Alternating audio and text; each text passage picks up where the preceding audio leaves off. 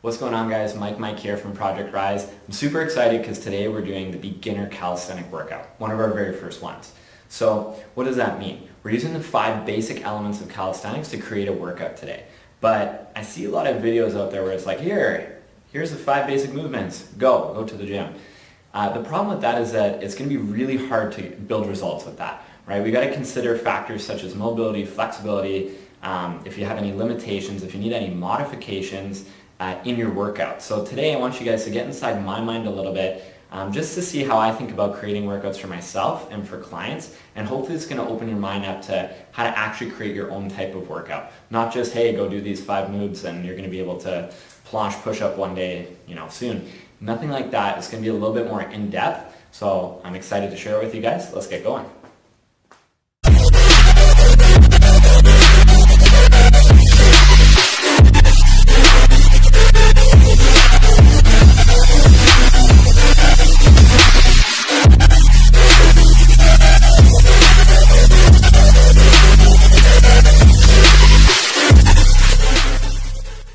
First steps first, we got to grab a board or something we can write with, because if you have it planned and you have it written down, workout's going to go perfectly. So first thing we want to ask ourselves is, do we need to get warm, right? Usually the answer is yes to that, but how warm do we need to get? Did you just step out of your car and it's winter time, your joints are sore from a workout you did the day before? Is it the blazing summer and you walked to the gym or you jogged to the gym and now you're starting your workout? These are all factors that come in handy with figuring out how long your warm-up needs to be. So how warm do we need to get? One thing that I absolutely love to do with myself and with clients, and that is skipping. So it's a full body activation drill, and it lets me know if anything's wrong with my body. So you might come to the gym sometimes and not realize how sore or tight you are from a workout you did previously, or if you're just, again, starting your journey, it might be something that you're not yet used to. And you're like, oh my gosh, I got to work on my coordination, right? Or something. It's a great full body warm-up to get started. So now I've gotten warmed up with skipping, so we're going to go for about, let's say, 2 to 5 minutes. It's going to depend on your level and how much you want to get started with. After that, now I'm going to say, okay, mobility. Mobility is super important. Now this is where it gets a little bit messy, right? A lot of people don't go into this, I find, in their videos, because it is super person dependent. The one thing I can say about mobility, and that is it has to match how you're feeling that day, right? So my mobility on Monday could be totally different from my mobility on Friday. Today you're gonna see I'm gonna be doing some hamstring drills. Even though I'm doing a lot of upper body, my hamstrings are feeling like garbage today. They're actually very tender because of a workout I did yesterday. Actually 2 days ago. So today, I need to focus on that, but that's just me personally, and we can get into a little bit more for what you need to do for yourself along the way. So mobility is going to be a lot of hamstring stuff today. And upper. Now that seems very vague, but I'll show you the exercises as we go along. Okay, so after mobility comes skill training. So I usually put skill training at the beginning because your body and your nervous system is not completely destroyed, and you can actually get a little bit of, I guess, like your most accurate read on how your skills are going at the beginning. You can also train your progressions accordingly to how strong you feel at the beginning of the workout. So for today, I'm going to do an L-sit, kind of a beginner-ish move, right? It's one of those things that you've probably seen before and you're like, oh, that looks pretty cool, but may not necessarily how to know the steps to get there. So I'm going to go with a little bit of L-sit work for my skills. L-sit for skills. Okay, cool. We're going to be doing strength/endurance training. So as a calisthenic athlete, it's super crucial to have a lot of endurance. Reason being is so you can continue pushing your full body weight around multiple movement after movement. So what we're going to do today is a bit of a pyramid. So anyone who knows me knows that I love pyramid training. So our pyramid for today is going to be push and pull. Push, pull. And we're going to go 1 push-up, 1 pull-up, 2 push-ups, 2 pull-ups, 3 push-ups, 3 pull-ups, 4, and then we're going to repeat that back down. Okay? We're not going to put a time frame on it today because at the beginning, especially when you're starting calisthenics, you want to make sure that you're focusing on form. So everything today is proper reps, and when the reps start to look like shit, then you're going to modify, okay? So let's talk about a modification real quick. If you cannot yet do a pull-up, let's go with an Australian row. So your modification here is going to be an Aussie row. and we're going to do the exact same format up and down with your push-up. Okay? All right, next step after that is going to be more endurance training. So now we've kind of done our full reps here. We're going to get a little bit more of a pump in some of the basic movements. So we're going to go 1 minute of max push-ups. So keep in mind you've already done push-ups, so now you're trying to bring your muscles to fatigue realm. Okay? Then you're going to go 1 minute of squats. Give your upper body a little bit of a break. You're going to go 1 minute of dips. 1 minute switch lunges. 1 minute pull-ups or variation of pull-ups. Oh wow, totally misspelled that. Pull-ups / variation.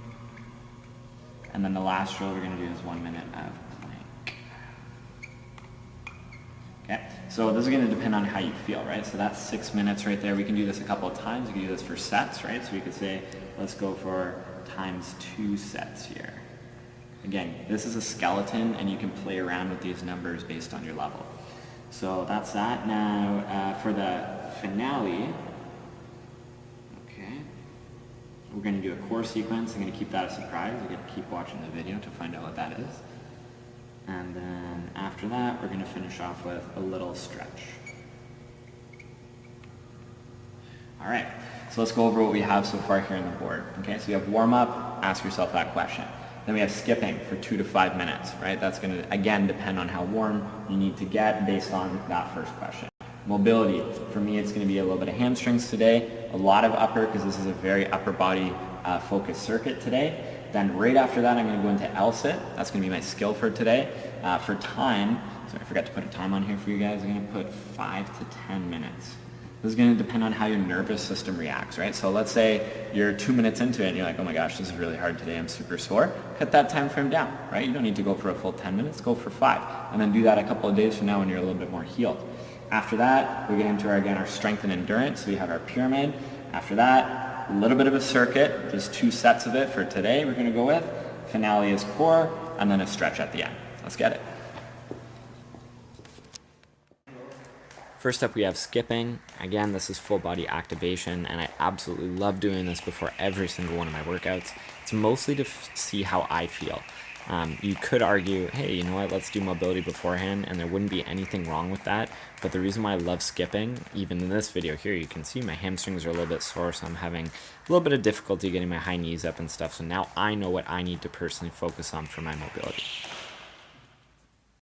All right, guys, so you can see I'm super tight here as I do this move called a Frankenstein here, going forward in a line drill format. I love line drills. They're super great for mobility because you can go back and forth and do the exercises as many times as you need. And again, you can see I'm really tight here today, so it's perfect for me. Next drill for the hamstrings called a penny picker, borrowed from soccer or sport-specific training. It's a great full posterior chain opener. Keep your front toe pointed towards the ceiling and your front leg straight. There's a slight bend in your back knee and you reach towards your toes.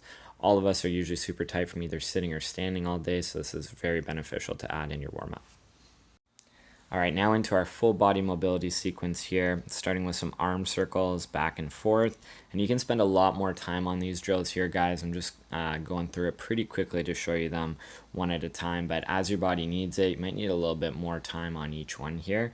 This sequence is about 1.5 minutes, but you can totally go for a little bit longer. For example, you can modify stuff too, like these figure 8 circles I'm doing with my arms for my rotator cuff. If your body allows it, you can grab a light dumbbell, do that as well. Same thing for this exercise here, the back pulses. Just trying to reach my scapula together here and see what's going on, see how tight I am.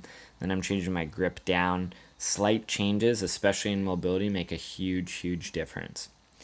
Now I'm reaching back behind me for back extension and then reaching down to my toes. This is where I'm really seeing today how tight those hamstrings are. Can even see a slight bend in my right knee. For myself, even after watching this video, it might be a good idea to do some foam rolling to really try and get some blood flow and back to that area. Now we're going into hip abductor and adductor circles.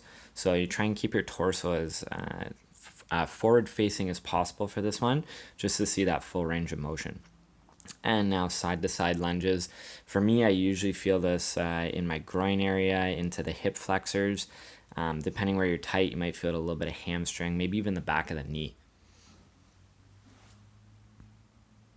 All right, guys, first thing we're starting with is our skill work, and this is going to be a max hold for our LSIT. You can do multiple max holds here. Basically, you want to start with your hardest progression first and then work back from there. Next up, we have LSIT progression. So now I've exhausted myself with my max holds, and now I'm going to be going into just a few variations of it. So I have single leg kickouts here.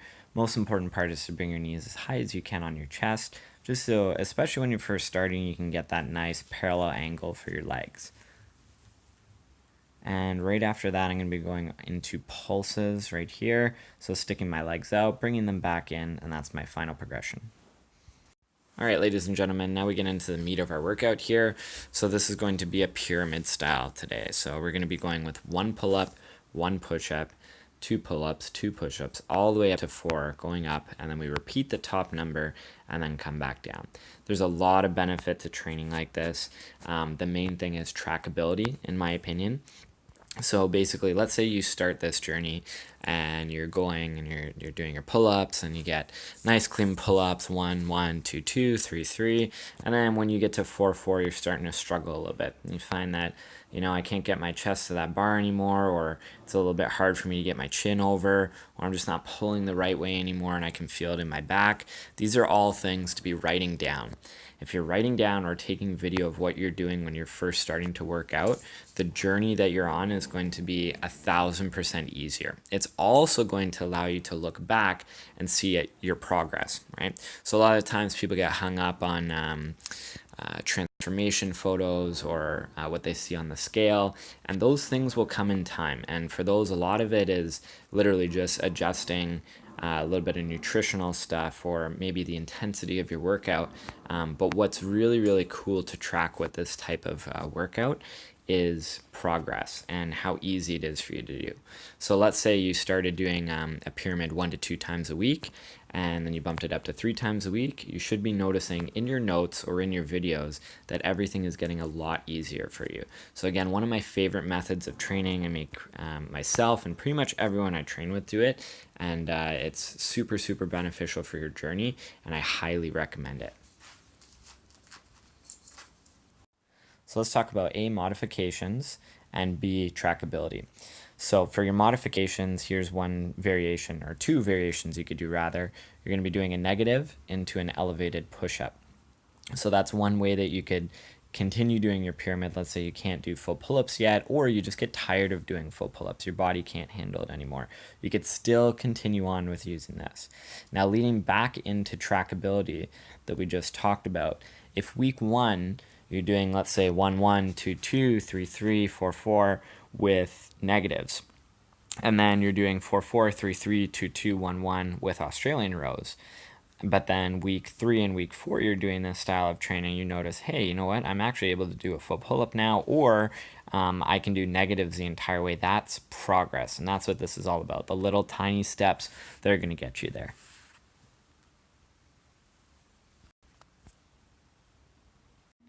All right, now we get into this endurance section here. So first exercise we have coming up is push-ups. You might notice I'm using a stopwatch. There's a lot of benefits to this. A, it keeps you very honest with your time, and B, if you're using your phone as a stopwatch, it's super easy to get distracted. So I always recommend carrying a stopwatch. Now you might notice I did 10 push-ups here, took a break, shake out my arms, and now I'm back into the push-ups, making sure I set up proper form right before I go. Take your time with this, modify as you need to, take breaks as you need to. Again, week 1, let's say you did this, and then if you're using this endurance set here again in week 2 or 3, should get a little bit easier. Maybe now you don't have to go to your knees when you do it a couple weeks from now. All right, moving into our second exercise is going to be our squats. This is mainly to give our upper body a break. If you're first starting, you might not only have lactic acid building up in your chest, it might be in your arms as well too. So moving on to an arm-based exercise is going to probably hurt a little bit too much. You're not going to be able to pump out that proper form. For this exercise, you might notice I'm going in ass to grass format. Is it necessary?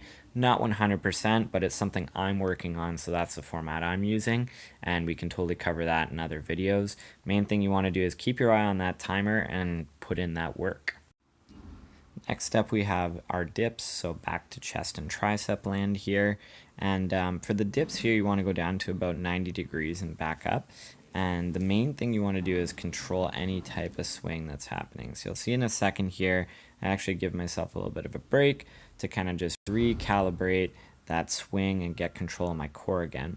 Break whenever you need to. As always, shake out your arms and then get right back into it. If you can do a minute of dips solid, that's amazing.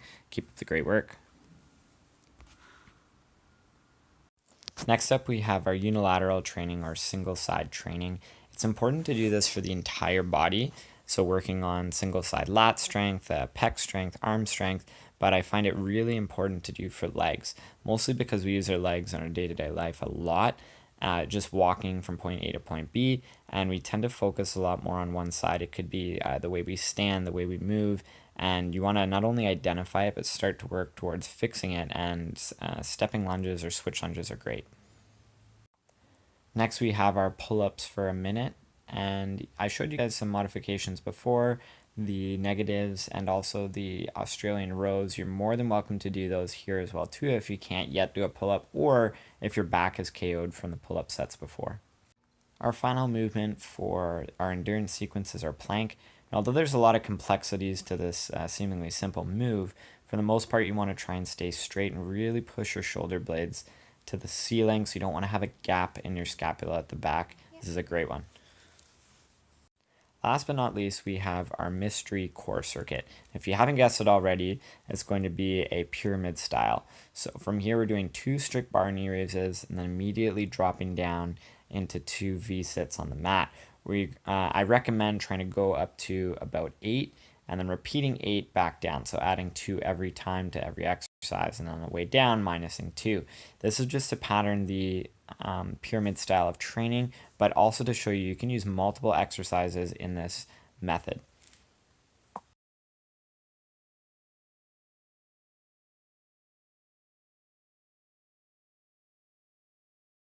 To finish, we're just going to do a few stretches that complement the mobility and the exercises that we did throughout this workout. So this is just a static version of the penny picker I did at the beginning, again for my hamstrings to kind of loosen them up.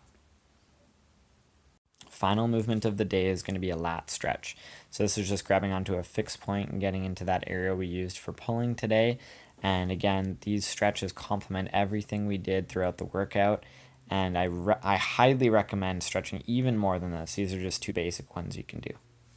Awesome job today, guys. Thank you so much for watching. Just want to go over a couple of quick things before we move on.